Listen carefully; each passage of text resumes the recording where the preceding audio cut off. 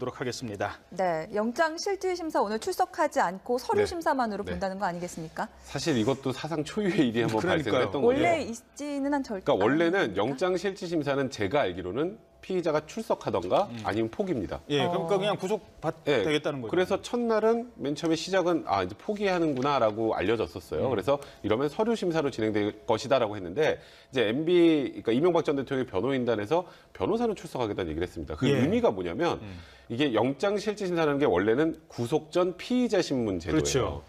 그러니까 구속 전에 피의자 신문한 이유는 다시 한번 나 구속되면 안 돼요라는 걸 설명하라는 거거든요. 네. 근데 본인이 포기를 하면 어떤 생각이 드냐면 검찰이 내는 거 가지고 판단하니까 다 인정하는구나 라는 걸로 비칠 수 있다. 그렇죠. 그렇기 때문에 우리가 최소한 구속영장에 대한 입장은 밝히겠다라고 해서 변호인단이 들어간다고 하니 재판부에서 갑자기 이제 혼란에 빠진 겁니다. 이게 피의자 신문제인데 피의자가 안 나오면 그냥 서류를 해야 되는 거 아닌가? 변호사 심사. 네. 근데 변호사가 나와서 한다는데 이걸 또 그냥 내치면 또 방어권 행사에 또 이거 우리를 너무 배제하는 거 아니냐라는 또 비판이 나올 수 있다는 것도 고민을 해야 되고.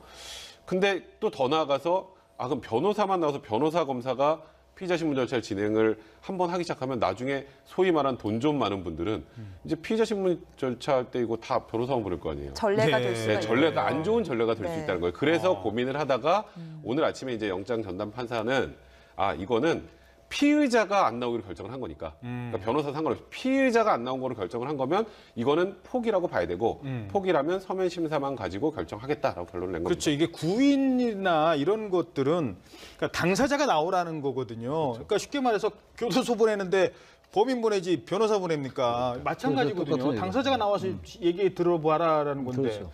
근데 이게 결국은 자충수다, 될 것이다 이런 얘기가 있어요. 저도 그렇게 될 것 같아요. 일단 지금 사법 체계를 정면 부정하는 것처럼 보이잖아요. 하나의 그 절차 문제 아니겠어요? 모든 게 민주주의라는 게 절차적 민주주의 얘기를 우리가 지금까지 나눈 거 아니겠어요? 이 예. 자리에서도 절차적 정당성이 대단히 중요한 건데 어쨌든 인권을 보호하기 위해서 1997년도에 이 영장 실질심사가 도입된 거 아니겠어요? 예. 근데 이거를 거부한다는 건 거부하는 건 자기 자유긴 해요. 그렇다 하더라도 사법 체계를 정면으로 부정하고 현재 수사에 대해서 뭔가 상당히 불만을 표시하는 걸로 해석될 여지는 충분히 있는 거죠. 왜냐하면 이명박 전 대통령이 지난주 14일날 소환될 때 그런 얘기 안 했다 하더라도 간접적으로 불만을 표현했지만 그 전에는 정치 보복이라는 단어를 썼었잖아요.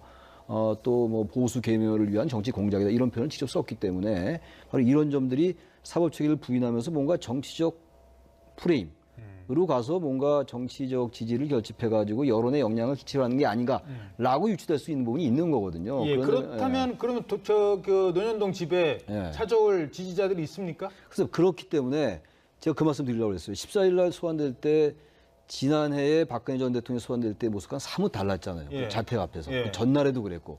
그래서 이미 그러한 정치적 프레임을 그렇게 생각하고 있는지 안 하는지 모르겠으나 그러한 것들은 대단히 허망한 것이 될 수밖에 없다. 그리고 워낙 많은 혐의들이 구체적으로 나타나고 있는 것이기 때문에 그런 점은 허망하고 또 하나 문제는 그 이명박 전 대통령 측이 영장 청구서를 보였잖아요. 피의자 쪽에서 공개를 했는데 피의자 굉장히 쪽에서 이례적이죠. 굉장히 이례적이잖아요. 이런 네. 것들은 이만큼 검찰이 무리하게 수사를 하고 있다는 것을 보여주기 위한 의도라고 해석될 수 있는 여지가 있단 그렇죠. 말이에요. 그래서 바로 그런 것들이 지금 영장 실질심사 거부하는 것도 정치 보복 프레임을 가려는 게 아니냐 이쪽과 같이 맞닿을 수 있다는 거죠. 네. 그렇군요. 이 전 대통령 지금은 자택에 대기하고 있는 네. 것으로 알려졌는데 만약에 구속이 결정된다면은 바로 구치소로 자택에서 이동하게 당연히 되는 이제 건가요? 집행을 하게 되죠. 집행을 어떻게 합니까? 집으로 그러니까 원래는 통상 영장 실질 심사를 제가 말씀드렸던 것을 포기하거나 아니면 참석을 하게 되면 거기에 인치 장소가 적혀 있어요. 그렇죠. 어디서 대기하라고. 예. 그러니까 원래는 이명박 전 대통령도 사실상 원래 사저가 아니라 나와서 어딘가에 대기하는 게 맞습니다. 그러니까 예를 들어서 심사에는 안 간다 안 하더라도. 간다 하더라도. 조사실이라든지. 그러니까 영장 실질 심사를 보통 포기하는 경우는 대부분 본인의 혐의를 인정하거나 기본적인 사실관계는 인정을 하고 이미 체포돼서 구치소에 있는 사람들이 많아요. 그러니까 그냥 거기 있다가 계속 뭐 발부되면 그냥 계속 구속이 되는 건데 이번 같은 경우는 또 어쨌건 전직 대통령이다 보니 아침에 법원에서 결정하고 거기서 지금 집에서 나와가지고 거기서 대기하라고 하는 것보다는 영장 발부가 결정되면 집으로 가서 직접 이제 집행을 하는 걸로 이제 이런 방향을 정한 것 같은데요. 그러니까 이명박 전 대통령 측의 얘기를 제가 좀 들어봤더니 일단은 영장 청구가 결정된 날 이제 그게 그저께인가요? 그저께 오후 5시 반쯤에 이제 속보로 이제 결정이 됐죠. 그리고 영장 실질심사 오늘 한다고. 근데 그때 딱 얘기하는 게 지금 나온 일련의 과정과 똑같습니다. 영장 실질심사는 포기한다. 이거는 포기하는 이유는 자백해서가 아니고 이거는 부당한 검찰 수사에 항거하는 의미. 그럼 여기서 더 나가면 검찰 수사가 부당한다는 거 알리려면 어떻게 해야 되죠? 이건 구속영장 청구서 공개해야죠. 이게 이렇게 잘못됐습니다. 공개하고 이 다음 수순은 이제 뭐 예상되는 것처럼 구속이 될 가능성이 높은데 이거는 이명박 전 대통령 측도 구속영장 발부될 가능성이 높다는 건 이미 인지는 하고 있어요. 그러면 그 다음에 구치소를 가면 이제 왜 구치소로 가나요? 조사하려고 하는 거잖아요. 예. 조사에 불응할 가능성이 굉장히 높습니다. 구치소로 가면 지금 어디로 갈 가능성이 큽니까? 박근혜 전 대통령과 같이 있을다는 게 좀 부담이 될 수도 있고 거기에는 또 김백준 네. 총무기획관이 있잖아요. 그러니까 일단은 뭐 박근혜 전 대통령 첫 번째 고려사항은 아닙니다. 이 범죄 사실만 놓고 보면 공범이라고 할 수 있는 김백준 총무기획관이 지금 어쨌건 서울구치소에 있는 상황이기 때문에 네. 네. 일단 서울구치소는 피할 것 같고요. 그리고 두 번째 말씀하셨던 것처럼 전직 대통령 2명이 한 구치소에 있는 것도 좀 그렇잖아요. 이제 그런 부분 때문에 서울구치소는 피할 것 같은데 그래서 지금 예상되는 거는 뭐 최근에 새로 만들었던 이제 동부구치소나 이런 쪽으로 갈 가능성이 높다는 얘기가 나오고 있으나 문제는 그러면 어디 그 안에서도 어느 방에 있느냐가 중요하잖아요. 그러니까 박근혜 전 대통령 같은 그 단순 독방이 아니잖아요. 예. 전직 대통령이기 때문에 굉장히 큰 방이 옛날부터 거기는 뭐 미군과 관련해서 있었던 방이 있는데 예. 여기는 다른 데로 가면 그 리모델링을 해야 되고 개조를 해야 되는 건지 지금 그런 부분도 어떻게 결정을 할지가 굉장히 좀 궁금한 부분이긴 거기는 혹시 최순실 씨는 최순실이 거기 있죠. 예. 그러면 있죠. 둘이 마주칠 수도. 아니 근데 그렇게 따지면 우리나라에 구치소 갈 곳이 없습니다. 예. 아니, 그러니까 그냥 저는 그냥 얘기하는 네, 겁니다. 예. 이명박 전 예. 대통령 측에서의 입장은 지금 이렇습니다. 물증은 하나도 없다. 진술과 진술 사이에 다리를 엮어서 만든 것이다. 실제 물증이 하나도 없습니까? 아닙니다. 왜냐면요. 이제 지금 이제 이명박 전 대통령 측의 논리는 이거 측근들을 다 이제 결국은 겁박하고 압박해서 본인들 좀 덜 처벌받게 하려는 의도로 다 이제 허위 사실을 얘기한 거다라는 취지인 거예요. 그러니까 쉽게 말하면. 그러니까 허위 진술을 엮어서 이상한 사건을 만들어냈다는 건데 측근들이요. 네. 예. 왜 자백을 했을까요? 그냥 갑자기 이명박 전 대통령 억한 심정이 있어 자백하는 게 아니에요. 자백하면 본인이 다 뒤집어 쓸 것 같으니까 자백을 하는 물증이 거죠. 나오니까 자백을 하는 겁니다. 그게 영포빌딩 지하 2층에서 나온 다량의 문서나 이런 것들을 통해서 네. 어쩔 수 없으니까 자백을 한 건데, 그러니까 예를 하나 들어볼까요? 이제 김백준 총무기획관이 처음에 국정원 특활비 자백했죠. 네. 그러다가 난데없이 갑자기 삼성 소송비 대납을 자백했다는 얘기가 그렇죠. 나옵니다.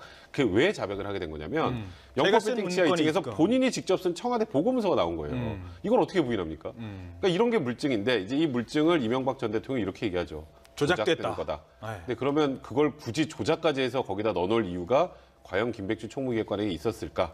그걸 생각해 보시면 대충 답이 나오지 않을까 싶네요. 네. 지금 거기에 뭐 노무현 대통령 관련된 내용까지 뭐 포함이 됐다고 네, 뭐 하더라고요. 봉화마을 방문객과 뭐 주고받은 이야기 뭐 이런 얘기도 다 나왔다고 하는데 어떤 내용입니까? 그러니까 이제 민간인 사찰과도 관련되는 것 같아요. 불법 사찰. 요즘 이제 그런 얘기는 완전히 들어왔죠. 워낙 다른 뇌물 관련 이제 얘기들이 많기 때문에. 그러니까 불법 사찰에 관련된 것들이에요. 그러니까 노무현 전 대통령의 봉화마을 때의 행적이라든지 이런 것들이 다 이제 거기서 나왔다는 거 아니겠어요. 그러니까 박근혜 전 대통령 때 나왔던 이른바 블랙리스트의 성격도 있는 것 같아요. 그런데 이런 내용들이 어떻게 유출이 될 수 있었을까? 누가 엿들었을까요? 네. 글쎄, 그러니까 저거를 이제 뭐 이사 가는 과정에서 잘못 들어왔다 그러는데 그게 이해가 좀 안 가죠. 일반적으로 납득되지 않죠. 이사 가는 과정 속에서 저게 왜 청와대에서 나와서 영포빌딩 지하에 있는지 이건 도저히 이해할 수 없는 거죠. 예. 어떻게 보세요? 그러니까 사실 저거는 정말 어쩔 수 없이 지금 저 문건 자체가 너무 큰 파괴를 갖고 있으니까 변명을 한다고 볼 수가 없는 거고요. 그리고 지금 그래서 행정소송도 제기한 상황이잖아요. 예. 이거 대통령 기록물이니까 증거로 쓰지 말고 기록관으로 보내세요. 이게 증거, 그러니까 쉽게 말하면 그 다음에 가로하면 이게 증거로 쓰면 큰일 납니다는 뜻이에요. 그러니까 그러니까 이게 사실 이사하는 과정에 실수로 저런 문건만 골라서 갖고 가기도 힘들어요. 그렇죠. 이제 그런 건 아니라고 봐야 될 것 같고 무언가 뭐 그 저번 이명박 전 대통령 시절에 뭔가 정부 내에서 좀 잘못한 부분이나 좀 그런 부분들을 좀 은폐해야 될 것들은 같이 가져간 게 아니냐라고 지금 추정을 검찰이 많이 하고 있고 그러다 보니까 지금 이명박 전 대통령 구속영장 청구된 거 외에도 이 문건만 가지고도 지금 이제 더 치워질 수 있는 혐의들이 무지 많다라는 게 지금 현재 검찰의 내용입니다. 그래서 이 부분은 앞으로도 계속 논쟁이 될 가능성이 있습니다. 이삿짐에 막 그런 중요한 문건이 이게 드러나면 사찰이 될 논란이 충분한 것까지 그냥 그게 하필 실수로. 네, 하필 실수로 막 같이 들어오는군요. 이삿짐 센터를 잘 잡아야 될 것 같습니다. 자, 게다가 지금 다른 내용이 하나 지금 여러 가지가 뭐 논의가 취재되고 있는데요. 앞으로 이명박 전 대통령 지금 구속 여부, 그다음에 박근혜 전 대통령 재판 이런 것들이 정치적 일정이 쭉 있는데요. 지방선거와 관련해서 뭐 굳이 그걸 뭐 같이 엮어서 굳이, 해석할 예. 필요는 없습니다만 앞으로 어떤 영향을 미칠 거라고 이미 이제 봅니까? 박근혜 전 대통령 수사나 재판은 이제 국민들이 다 인지를 하고 있는 상황이고 이명박 전 대통령도 이제 뭐 영장이 발부될 가능성이 높다고 하고 있습니다만 뭐 지켜봐야 되지 않겠어요. 근데 전 지방선거에 어떤 확실한 변수나 결정적인 터닝 포인트가 될 것 같지는 않아요. 여야 모두. 지금 현재 자유한국당의 지지도가 대단히 낮잖아요. 이명박 전 대통령이 구속된다면 이게 뭐 높아질 리는 없는 것이고 그건 더 이상 얘기할 필요 없는 거고. 네. 이제 만약 구속된다면 이명박 전 대통령이 여당의 이른바 적폐청산 수사가 동력을 받아가지고 지지율이 올 거다. 이런 계산은 아주 이제 진부하지만 할 수가 있는데 저는 이미 이런 것들도 많이 표심에 반영돼 있기 때문에 그리고 워낙 지금 현재 여야 간의 그 지지도 차이가 많이 나고 문재인 대통령의 지지율이 높잖아요. 지금 그래서 이 부분들이 지방선거에 어쨌든 결정적 변수, 뭐 상당한 조금의 영향을 줄 수 있겠으나 그게 어떤 큰 변수로 작동될 가능성은 상대적으로 낮지 않느냐라고 생각합니다. 예. 네, 알겠습니다. 개헌안부터 이명박 전 대통령의 영장실질심사 내용까지 짚어봤습니다. 최창열 교수, 백성문 변호사였습니다. 감사합니다. 보도록 하겠습니다. 네, 영장실질심사 오늘 출석하지 않고 서류 네. 심사만으로 네. 본다는 거 아니겠습니까? 사실 이것도 사상 초유의 일이 한번 그러니까요. 발생했던 거죠. 원래 있지는 한 절대. 그러니까 원래는 영장실질심사는 제가 알기로는 피의자가 출석하던가 아니면 포기입니다. 예, 그러니까 그냥 구속되겠다는 거죠. 그래서 첫날은 맨 처음에 시작은 이제 포기하는구나라고 알려졌었어요. 그래서 이러면 서류 심사로 진행될 것이다라고 했는데 이제 MB 그러니까 이명박 전 대통령의 변호인단에서 변호사는 출석하겠다는 얘기를 했습니다. 그 예. 의미가 뭐냐면 이게 영장실질심사라는 게 원래는 구속 전 피의자 신문 제도예요. 그렇죠. 그러니까 구속 전에 피의자 신문한 이유는 다시 한번 나 구속되면 안 돼요라는 걸 설명하라는 거거든요. 네. 근데 본인이 포기를 하면 어떤 생각이 드냐면 검찰이 내는 거 가지고 판단하니까 다 인정하는구나 라는 걸로 비칠 수 있다. 그렇죠. 그렇기 때문에 우리가 최소한 구속영장에 대한 입장은 밝히겠다라고 해서 변호인단이 들어간다고 하니 재판부에서 갑자기 이제 혼란에 빠진 겁니다. 이게 피의자 신문제인데 피의자가 안 나오면 그냥 서류를 해야 되는 거 아닌가? 변호사 심사. 네. 근데 변호사가 나와서 한다는데 이걸 또 그냥 내치면 또 방어권 행사에 또 이거 우리를 너무 배제하는 거 아니냐라는 또 비판이 나올 수 있다는 것도 고민을 해야 되고. 근데 또 더 나아가서 그럼 변호사만 나와서 변호사 검사가 피의자 신문 절차를 진행을 한번 하기 시작하면 나중에 소위 말한 돈 좀 많은 분들은 이제 피의자 신문 절차할 때 이거 다 변호사만 부를 거 아니에요. 전례가 네. 될 수가 네, 있는 전례가 거예요. 안 좋은 전례가 될 수 네. 있다는 거예요. 그래서 고민을 하다가 오늘 아침에 이제 영장 전담 판사는 이거는 피의자가 안 나오기로 결정을 한 거니까 그러니까 변호사 상관없이 피의자가 안 나온 거로 결정을 한 거면 이거는 포기라고 봐야 되고 포기라면 서면 심사만 가지고 결정하겠다라고 결론을 낸 겁니다. 그렇죠. 이게 구인이나 이런 것들은 그러니까 당사자가 나오라는 거거든요. 그러니까 쉽게 말해서 교도소 보내는데 범인 보내지 변호사 보냅니까? 마찬가지거든요. 똑같은 당사자가 나와서 얘기 들어봐라라는 건데. 그렇죠. 근데 이게 결국은 자충수고다. 이런 될 것이다. 이런 얘기가 있어요. 저도 그렇게 될 것 같아요. 일단 지금 사법 체계를 정면 부정하는 것처럼 보이잖아요. 하나의 그 절차 문제 아니겠어요? 모든 게 민주주의라는 게 절차적 민주주의 얘기를 우리가 지금까지 나눈 거 아니겠어요? 이 예. 자리에서도 절차적 정당성이 대단히 중요한 건데 어쨌든 인권을 보호하기 위해서 1997년도에 이 영장 실질심사가 도입된 거 아니겠어요? 예. 근데 이거를 거부한다는 건 거부하는 건 자기 자유긴 해요. 그렇다 하더라도 사법 체계를 정면으로 부정하고 현재 수사에 대해서 뭔가 상당히 불만을 표시하는 걸로 해석될 여지는 충분히 있는 거죠. 왜냐하면 이명박 전 대통령이 지난주 14일날 소환될 때 그런 얘기 안 했다 하더라도 간접적으로 불만을 표현했지만 그 전에는 정치 보복이라는 단어를 썼었잖아요. 또 뭐 보수 계멸을 위한 정치 공작이다 이런 표현을 직접 썼기 때문에 바로 이런 점들이 사법 체계를 부인하면서 뭔가 정치적 프레임으로 가서 뭔가 정치적 지지를 결집해가지고 여론에 영향을 끼치려는 게 아닌가라고 유추될 수 있는 부분이 있는 거거든요. 예, 그렇다면 그러면 그 논현동 집에 예. 찾아올 지지자들이 있습니까? 그래서 그렇기 때문에 제가 그 말씀 드리려고 그랬어요. 14일 날 소환될 때 지난해에 박근혜 전 대통령이 소환될 때 모습과 사뭇 달랐잖아요. 예. 그 자택 앞에서. 예. 그 전날에도 그랬고. 그래서 이미 그러한 정치적 프레임을 그렇게 생각하고 있는지 안 하는지 모르겠으나 그러한 것들은 대단히 허망한 것이 될 수밖에 없다. 그리고 워낙 많은 혐의들이 구체적으로 나타나고 있는 것이기 때문에 그런 점은 허망하고 또 하나 문제는 그 이명박 전 대통령 측이 영장 청구서를 보였잖아요. 피의자 쪽에서 공개를 했는데 피의자 굉장히 쪽에서 이례적이죠. 굉장히 이례적이잖아요. 이런 네. 것들은 이만큼 검찰이 무리하게 수사를 하고 있다는 것을 보여주기 위한 의도라고 해석될 수 있는 여지가 있단 그렇죠. 말이에요. 그래서 바로 그런 것. 예. 조사에 불응할 가능성이 굉장히 높습니다. 구치소로 가면 지금 어디로 갈 가능성이 큽니까? 박근혜 전 대통령과 같이 있을다는 게 좀 부담이 될 수도 있고 거기에는 또 김백준 네. 총무기획관이 있잖아요. 그러니까 일단은 뭐 박근혜 전 대통령 첫 번째 고려사항은 아닙니다. 이 범죄 사실만 놓고 보면 공범이라고 할 수 있는 김백준 총무기획관이 지금 어쨌건 서울구치소에 있는 상황이기 때문에 네. 일단 서울구치소는 피할 것 같고요. 그리고 두 번째 말씀하셨던 것처럼 전직 대통령 2명이 한 구치소에 있는 것도 좀 그렇잖아요. 이제 그런 부분 때문에 서울구치소는 피할 것 같은데 그래서 지금 예상되는 거는 뭐 최근에 새로 만들었던 이제 동부구치소나 이런 쪽으로 갈 가능성이 높다는 얘기가 나오고 있으나 문제는 그러면 어디 그 안에서도 어느 방에 있느냐가 중요하잖아요. 그러니까 박근혜 전 대통령 같은 그 단순 독방이 아니잖아요. 예. 전직 대통령이기 때문에 굉장히 큰 방이 옛날부터 거기는 뭐 미군과 관련해서 있었던 방이 있는데 예.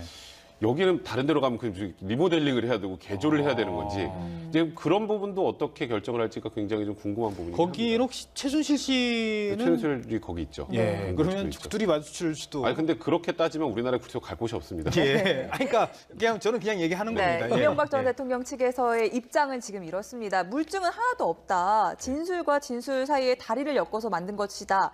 실제 물증이 하나도 없습니까? 아닙니다. 왜냐면요. 이제 지금 이제 이명박 전 대통령 측의 논리는 이거 측근들을 다 이제 결국은 겁박하고 압박해서 본인들 좀 덜 처벌받게 하려는 의도로 다 이제 허위 사실을 얘기한 거다라는 취지인 거예요. 그러니까 쉽게 말하면. 그러니까 허위 진술을 엮어서 이상한 사건을 만들어냈다는 건데 측근들이요. 네. 예. 왜 자백을 했을까요? 그냥 갑자기 이명박 전 대통령 억함 심정이 있어 자백하는 게 아니에요. 자백하면 본인이 다 뒤집어 쓸 것 같으니까 자백을 하는 물증이 거죠. 나오니까 자백을 하는 겁니다. 그게 영포빌딩 지하 2층에서 나온 다량의 문서나 이런 것들을 통해서 네. 어쩔 수 없으니까 자백을 한 건데, 그러니까 예를 하나 들어볼까요? 이제 김백준 총무기획관이 처음에 국정원 특활비 자백했죠. 예. 그러다가 난데없이 갑자기 삼성 소송비 대납을 자백했다는 얘기가 그렇죠. 나옵니다. 그게 왜 자백을 하게 된 거냐면 자기가 쓴 영포빌딩 지하 문건이 2층에서 있으니까. 본인이 직접 쓴 청와대 보고문서가 나온 거예요. 이걸 어떻게 부인합니까? 그러니까 이런 게 물증인데 이제 이 물증을 이명박 전 대통령이 이렇게 얘기하죠. 조작됐다. 조작된 거다. 네. 근데 그러면 그걸 굳이 조작까지 해서 거기다 넣어놓을 이유가 과연 김백준 총무기획관에게 있었을까? 그걸 생각해 보시면 대충 답이 나오지 않을까 싶네요. 네. 지금 거기에 뭐 노무현 대통령 관련된 내용까지 뭐 포함이 됐다고 네, 뭐 하더라고요. 봉하마을 방문객과 뭐 주고받은 이야기 뭐 이런 얘기도 다 나왔다고 하는데 어떤 내용입니까? 그러니까 이제 민간인 사찰과도 관련되는 것 같아요. 불법 사찰 요즘 이제 그런 얘기는 완전히 들어왔죠. 워낙 다른 뇌물 관련 이제 얘기들이 많기 때문에 그러니까 불법 사찰에 관련된 것들이에요. 그러니까 노무현 전 대통령의 봉하마을 때의 행적이라든지 이런 것들이 다 이제 거기서 나왔다는 거 아니겠어요. 그러니까. 박근혜 전 대통령 때 나왔던 이른바 블랙리스트의 성격도 있는 것 같아요. 그런데 이런 내용들이 어떻게 유출이 될 수 있었을까? 누가 엿들었을까요? 글쎄, 네. 그러니까 저거를 이제 뭐 이사 가는 과정에서 잘못 들어왔다 그러는데 그게 이해가 좀 안 가죠. 일반적으로 납득되지 않죠. 이사 가는 과정 속에서 저게 왜 청와대에서 나와서 영포빌딩 지하에 있는지 이건 도저히 이해할 수 없는 거죠. 예. 어떻게 보세요? 그러니까 사실 저거는 정말 어쩔 수 없이 지금 저 문건 자체가 너무 큰 파괴를 갖고 있으니까 변명을 한다고 볼 수가 없는 거고요. 그리고 지금 그래서 행정소송도 제기한 상황이잖아요. 예. 이거 대통령 기록물이니까 증거로 쓰지 말고 기록관으로 보내세요.